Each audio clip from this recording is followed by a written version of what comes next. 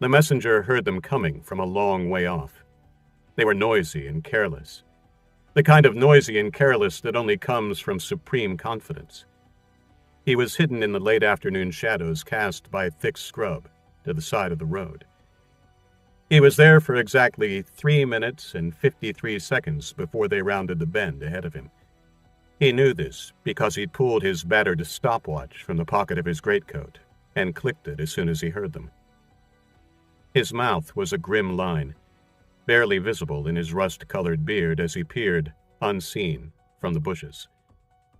He didn't like the look of them. At first, they looked like marauders. They had the same shaved heads and arrogance. But these four were different in a way he couldn't quite determine in the fading light. All four were armed. The leader had a hunting bow that was slung over his shoulder, and the others carried an assortment of bladed weapons in their belts and slings. He examined them closely as they advanced along the road toward his vantage point. Each sported a tattooed black pattern around their eyes that dripped down their cheeks like tears of old blood.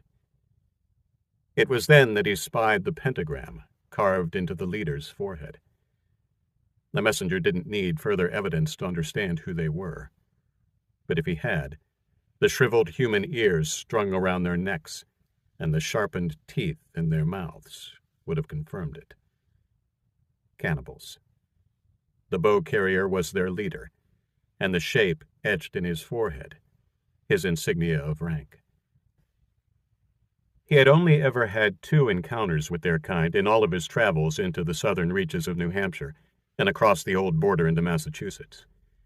They were secretive, and when they weren't hidden away, they generally only came out to hunt. The first encounter had ended badly for the 2 he'd met on the road. The council had ordered that where possible, their kind should be summarily executed wherever they were encountered, and he was glad to oblige. The second time, he had been traveling at night and had come upon an encampment of them. He had observed them for a few hours, and despite the fact that they'd have moved on in the meantime, reported their position to the council upon his return.